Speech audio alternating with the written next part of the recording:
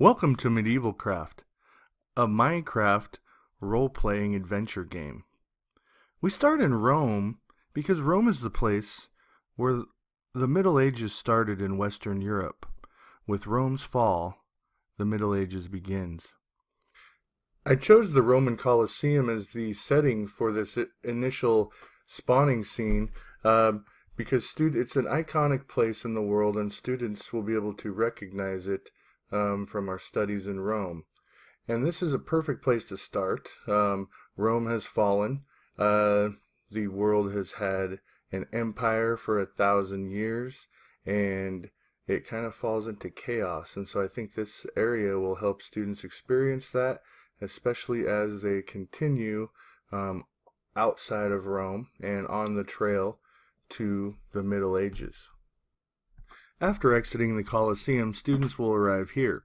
This will lead them on a trail toward the kingdom that they will eventually settle in as peasants. Students will need to avoid the barbarians on this trail, as they are very fierce. At the end of the migration trail from Rome, and after the students have survived the barbarians, they'll end up here at the castle. And at the castle, the students are going to gear up for the rest of their activities. So they're going to have some puzzles within the castle that they're going to need to solve and do some crafting to make some different objects that are going to be important to them on the rest of their journey. So the students are going to be continuing to keep journal entries every day with a book and quill. So they're going to need to find the ingredients to craft that, which I have here on the wall for students that may not know how to craft. I have ingredients to make the actual book, because you will need that to craft the book and quill, and then the ingredients to make paper. But students will find some interesting puzzles that are hidden around the castle that they will have to solve to get these different ingredients to be able to make these things.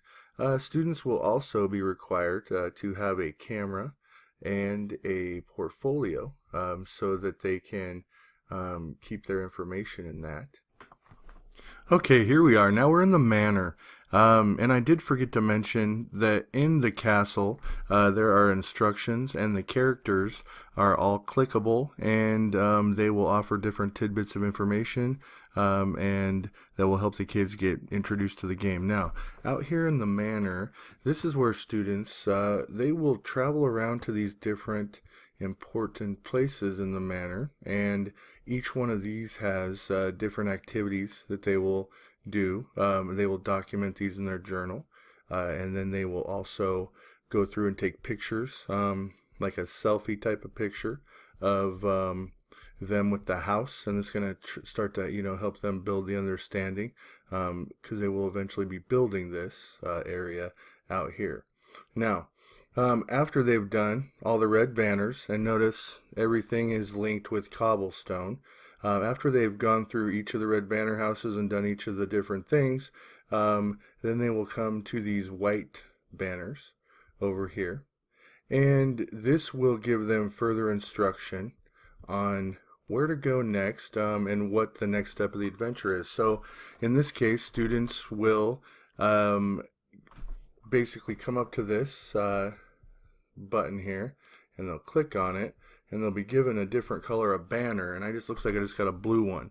And so then what I would do is I'm going to follow this cobblestone trail up here, and the white banners will also lead my way, but I'm going to go and find my fief property, and I'm going to be in the role of a peasant. So everyone's in the role of a peasant this entire time, and the idea is role-playing through each of the levels of the feudal system by leveling up. And so there's different reminders along the way. There is a town crier that I figured this is where updated assignments can go. This is where announcements can go. And the cool thing about the NPC characters is they're clickable, so that you can do all kinds of fun stuff. You could put quizzes inside of them. You could do different other activities as well. So I would be, if I were a student, I'd continue down this trail. And let's just say, for instance, I did get the yellow. So this would be my plot of land that I am now going to develop.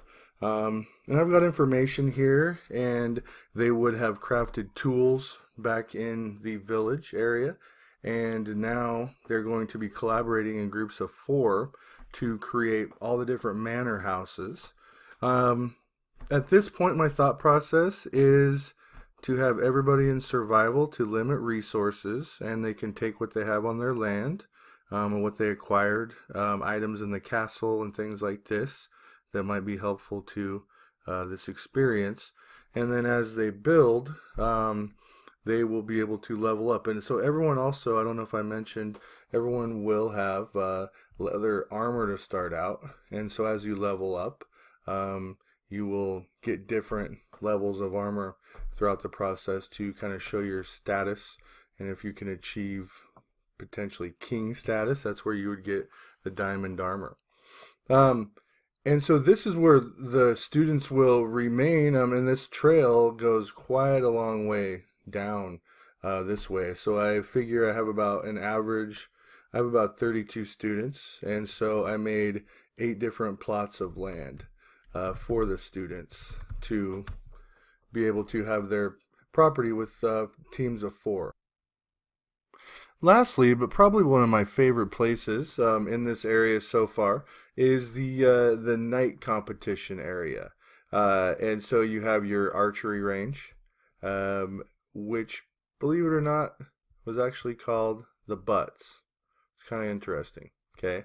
But now, so we have the archery range, and if you do hit a bullseye, you can collect an award, and this will be another way people can level up.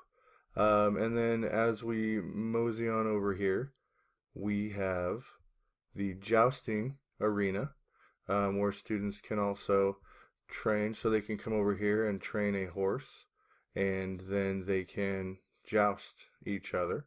And we'll probably hold some sort of tournaments, and probably archery tournaments as well. And then over here on the side, this is the melee circle.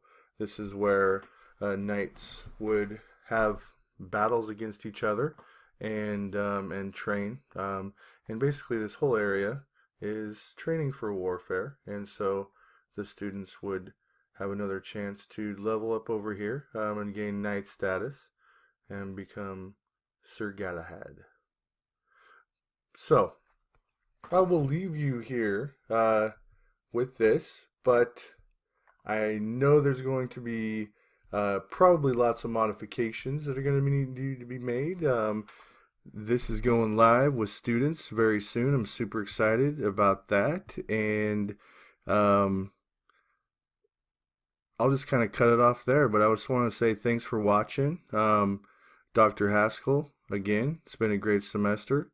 Thanks everybody in the class, and shout out to LCMS. All right, have a good evening.